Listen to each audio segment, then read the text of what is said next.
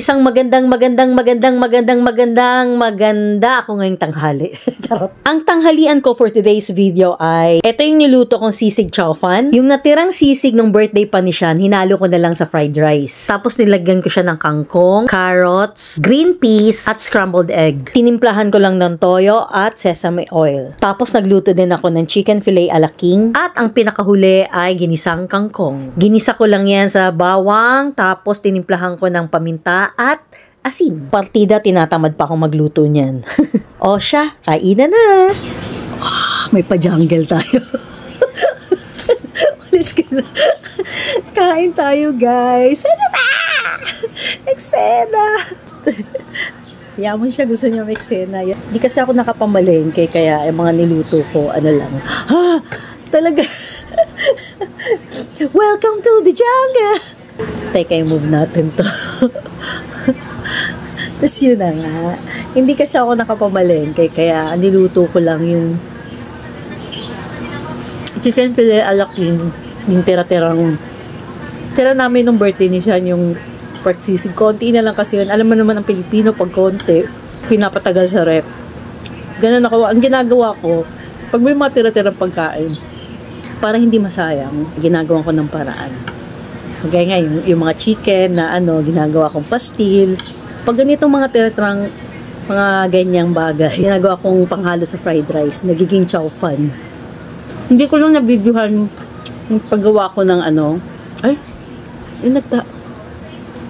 Be, ba't ka nagkakatas dyan? Eksena. Kaya mo na yan. Hindi ko lang na-videohan yung pagsangag ko nung chow fan.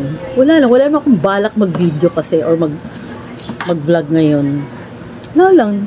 Tinatamad lang ako. Tama yun. May isip ko rin, may mga ingredients pa naman ako sa rep. May carrots, may ganyan. May kangkong. Hinalo ko na. Sarap. Itong ginisang kangkong, ganito yung gusto kong luto. Yung simple lang. Kasi lumalabas talaga yung lasa ng kangkong. Kasi ang daming mini-mix. So, ang pampalasa ko lang ginawa dito, konting betchin. Sarap na niya. Naalala ko to nung una ko natikman yung ganitong luto sa kapitbahay namin sa Cebu, dun sa Pardo. Elementary pa ako nun. Itong kangkong naman, kung saan naman to tumutubo. Wala silang ulam. Nung pumunta ako sa kanila, kung anong ulam niyo? Ginisang kangkong. Alam mo, ganun yung ginawa na. Sarap na sarap ako. Kaya ginaya ko na. Gustong-gusto ni Sean itong ganitong luto din. Simple. Ang sarap niya. Kumusta Sunday nyo, guys? Pag Sunday, maraming tao nandun sa bahay. Naglalaba. Kaya hindi ako nakipagsabayan ng laba. Ano ko yan? Baligtad ako parang yung Sunday ko, parang yun ang pahinga ko. Tapos Monday, dun ako naglalaba.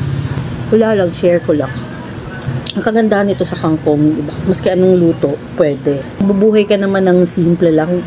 Dati yung kangkong, pakalat-kalat lang yan dun sa Ngayon, ang kangkong, 20 na isang tali. Kaya malapit na rin mga mawawala ng kangkong sa sinigang.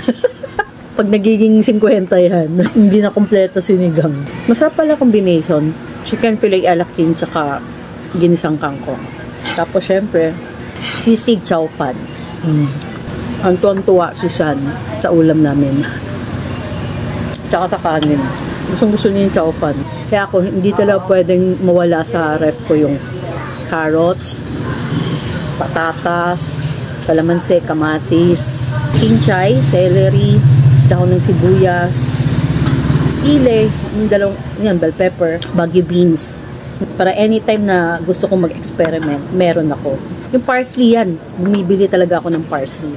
Kasi, yan yung mga ko, diba, pang garnish. Tapos, pa ba? Ang hindi rin pwede mawala sa ref ko, lemon. Lemon yan talaga. Kasi, lemon water, sa tsaa. Yun pala, yung luya, hindi yan pwede. Siyempre, na yung sibuyas, bawang sibuyas. Pero yung mga ganun, hindi talaga pwede mawala. Kaya, importante yan sa akin.